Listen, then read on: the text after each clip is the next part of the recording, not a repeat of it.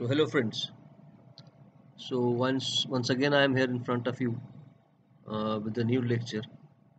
So this time I will be discussing an example uh, uh, pertaining to internal forces and movements. So we have discussed the concepts in the previous lectures. So as we know, these internal forces or movements, basically these are the internal resistances offered by a component or offered by a material when it is subjected to some sort of external loading.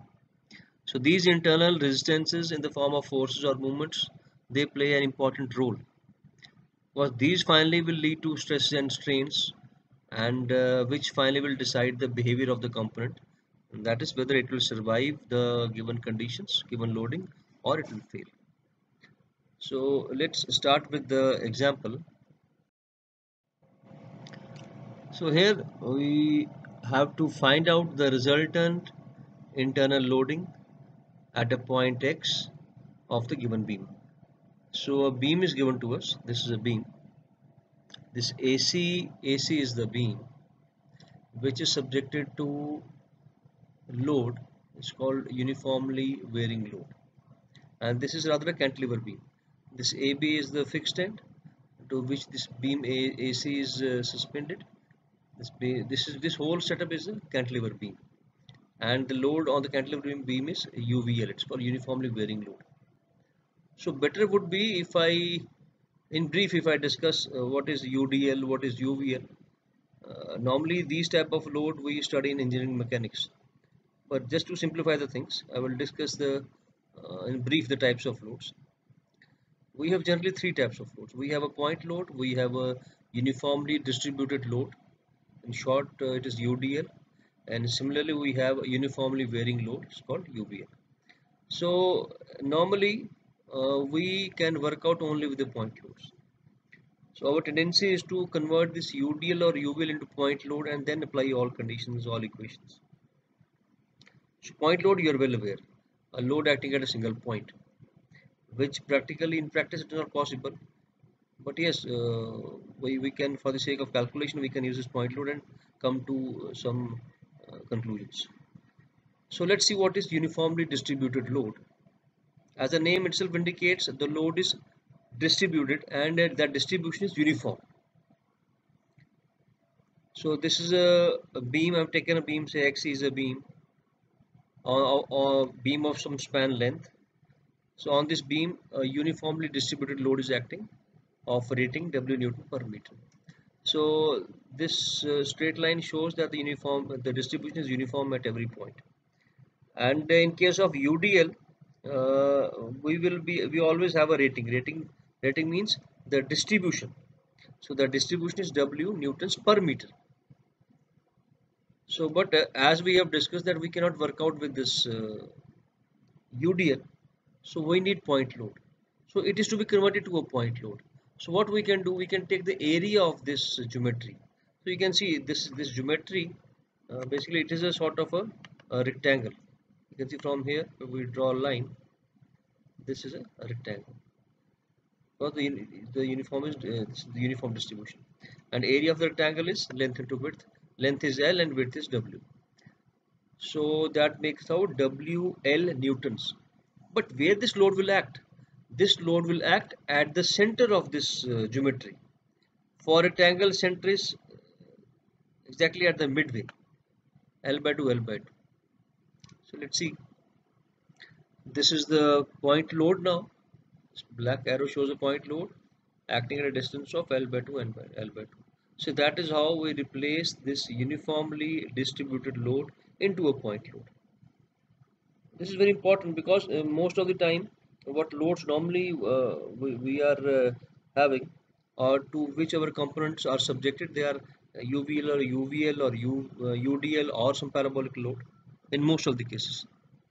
So this is the final shape, the point load, and now we can apply condition and all those things. Similarly, we have uniformly varying load. Now yes, there is uniformity but in the variation. The distribution is not uniform now. Now variation is uniform. And when we talk about variation is uniform, it is sort of a inclined line. It's sort of a slope. So that is shown by an inclined line. You can see here, this is inclined line. This line is inclined, YC line. This shows that variation is uniform. So in this case, again we take the area of this geometry. Now this geometry is a triangle, or here it is a right triangle. Now area of triangle we know is half into base into altitude. That's half into L into W. So the magnitude of the point load becomes WL by 2 newtons. Now again it is to be placed at the center of this geometry on this length L. And the center of this triangle, as we are well aware, if this is a triangle, because the centroid we normally study in engineering mechanics, a very important component, centroid. So if this length is your h, if this length is h, centroid is at this point. From base to this point, it is h by 3. This is h by 3, and from the top it becomes 2h by 3. Either from the top is 2h by 3.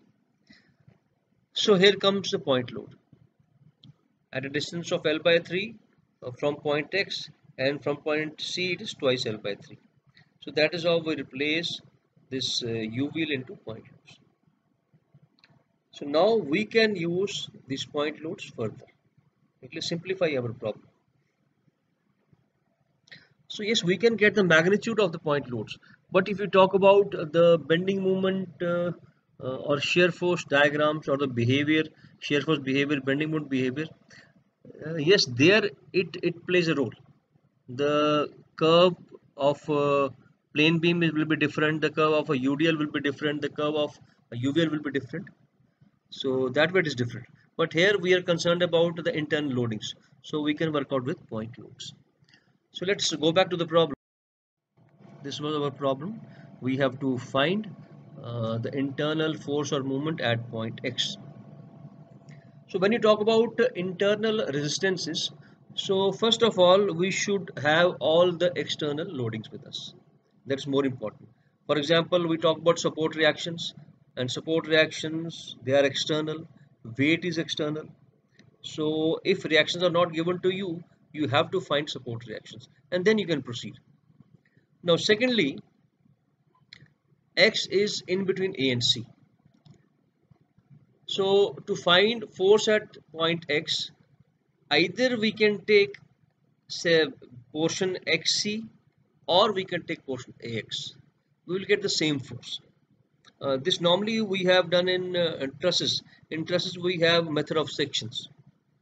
So as we know that when you talk about a member, any member, if it's subjected to some sort of a loading, so either it will compress or it will elongate.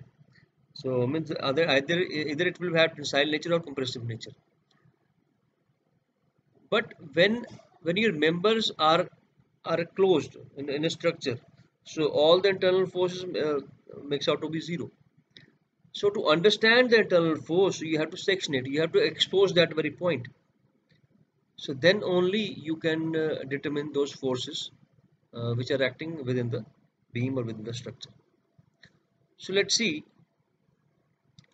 So we have to find internal loadings at X from both the sides. What we will do here. So I will show you by taking right hand side of the point X and by taking left hand side of the point X. Both of you will get the same value. But this is to be decided intelligently, as it will save your time. So you select that portion only where you have a minimum number of loads, which is not so complex. So I have taken a XC section. Now this is XC. So we are not bothered about the left hand side. Now in XC portion, first let's mark the external loading. Now what external load is with us? There is no support as such, but yes, we have this UVL. Now to replace this UVL by a point load, we need the rating. This rating, this XY, this is a rating. This is not with us. Now to find out this rating, what we can do, from the main figure, we can take similar triangles. As this is this height, AB height is 300, so divided by this height AC, which is 12 meters, equals to, this is the required height, this height we require this height, which is xy, divided by this height. This distance is 9. So we can get the value of your xy simply. Now let's mark the internal forces. Since there will be a point load on this beam, so this point load will be resisted by a reaction and a movement. Now how it is happening? Uh, let me uh, tell you this in a more simpler way. Let's have a look. Let's say this is a point x. This is a point x, some point on a member, let it be on a beam. If I apply a load on point x, certainly it is at the point x, it will be along the axis.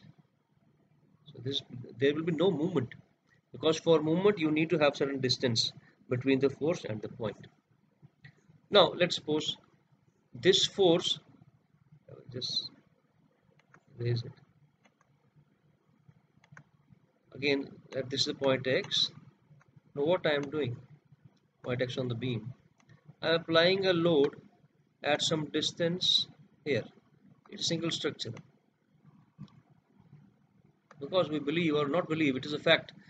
If you have a single structure and apply a single load at any of the points, it will have its impact on whole of the structure. So a lot of theorems have been devised based upon that.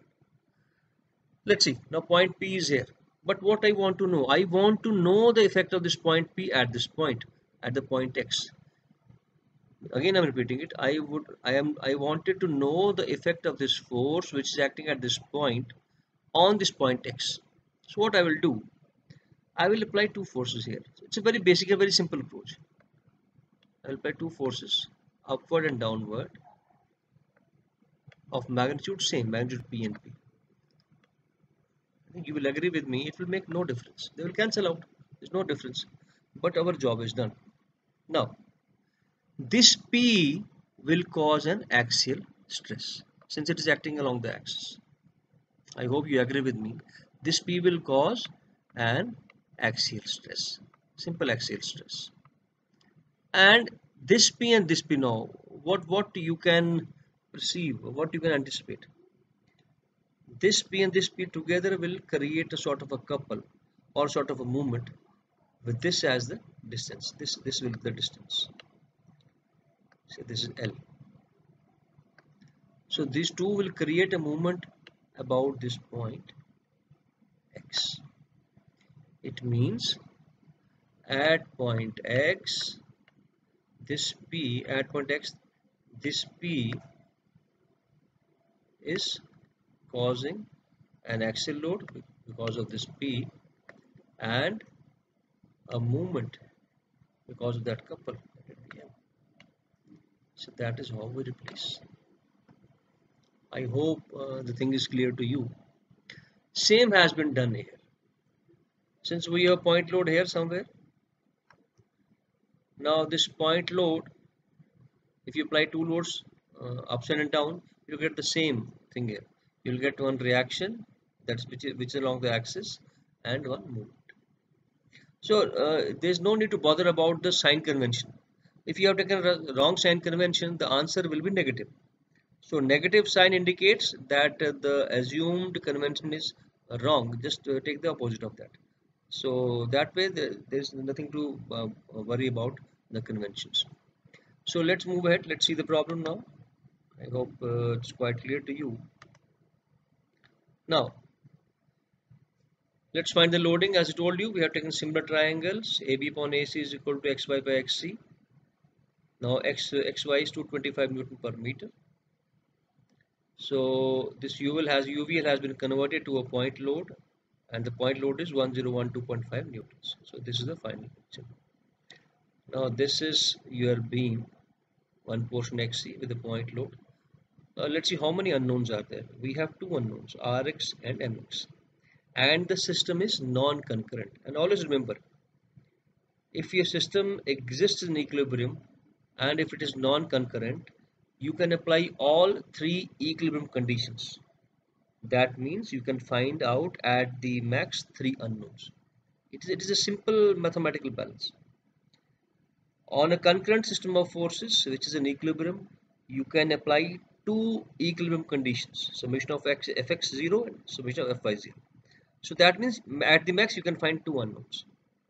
But in case of a non-concurrent system, since I can apply all the three equilibrium conditions, so which indicates or which led me to get the value of three unknowns at the max. So remember these tips. They are very important. So let's find Rx and Mx now. It's quite simple. Distances, apply conditions. We are getting Rx is with us 1012.5 newtons and Mx is 30375.5 newton meter. So that is, we have calculated this internal force and resistance within the beam at point X by taking the right hand side. So now to show you the same thing, that internal loading and movement at X by taking the left hand side. Now this is the left hand side. This is the left hand side. So this is the left hand side, sort of a trapezoid using X, Y, A, B. Let's take C. Section AX. So this is section, this is now again. Let me tell you again. Now since we are taking the left hand side, and on the left hand side we have this fixed support A. So you need to find reactions now. In the previously what we have done on the left hand side, there was no reaction. We took that and we have solved it. But on the right hand side at point A, since it is fixed, we have to find the reaction. And a fixed point, we have RA. Normally the fixed supports, if you can recall, the support reactions. Say this is a fixed support. The best example is the nail in your wall. Normally we have wall hangings. We just push a nail in the wall. So that is a fixed. The fixed support means this joint is having the tendency to resist horizontal, vertical, and movement. Since we cannot move that nail, you cannot move that nail horizontally or vertically or give it some turning. No, it's not possible. So this type of supports offers three type of reactions. Now it depends upon the action. If you have a horizontal action, you will have a horizontal reaction. So this all depends upon the action. But this fixed support has the capability to have these three reactions. Now in this case, this is 1800 Newton is the point load on the whole of the beam. Now there is no horizontal action, so we will have one vertical and one movement. And that story I already told you how to get this RA and MA. Now let's take AX section. This is your AX section. At AX, again, now this is neither a UDL nor a UVL. It is sort of a trapezoidal load. So what you can do, you can divide this load. If you draw a line here, you can divide this into two parts.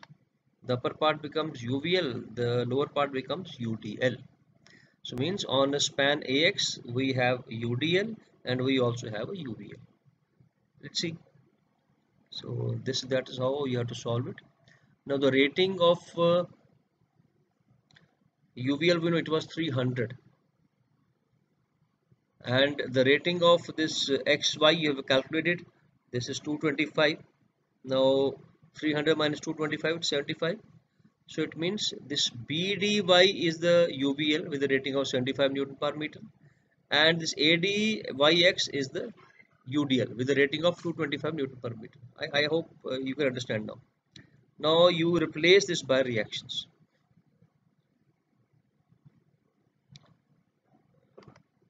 Just a second. You can see that it is point load 1800 and these reactions we have calculated RA and 7200 because this is required now. Until unless we have this reaction, you cannot proceed. So now, since we have all the external loading, we can solve this problem. We can find the internal loading at point X. Let's see. This I have already shown you. Now at point X we have the same loading which I have shown you earlier. At point X we will have a load and movement at point X as you have done earlier. Let's see here. This is the load and the movement. Now that was the reaction, and these are reactions. So a reaction means opposite to the action. Or anyways, if you take the other way around, it hardly matters. That negative sign will give you the actual direction. So need not bother about the directions much. Now this is the final. This is your final diagram. This is your final a non-concurrent system. How many unknowns are there? Mx and Rx. Two unknowns. System non-concurrent. Concurrent. Yes, we can solve it. Apply conditions. These are the results. Again, same reactions 1012.5 and 3037.5. So that means by taking either of the sections, you can find out the internal loading. But the selection of the part, whether it is on the left hand side of the point or the right hand side, it is to be done intelligently because it will save your time. Now, if you compare, the left hand side calculation was more complex than that of right hand side. So that way you have to decide. So this was the lecture just to make you aware about the internal loadings or resistances. So likewise, we can have different structures. This is a simple structure. We can have different structures with different loadings, and wherever you need to find the internal loading, so make out a section and select one of the sites, complete sites, and solve it by using equilibrium conditions. So that's all for now. So just hope to see you again in the next lecture. And again, if you have any comments, so you're always welcome. You can drop a message in the chat box and I will reply you. Thanks again. Thank you very much for listening.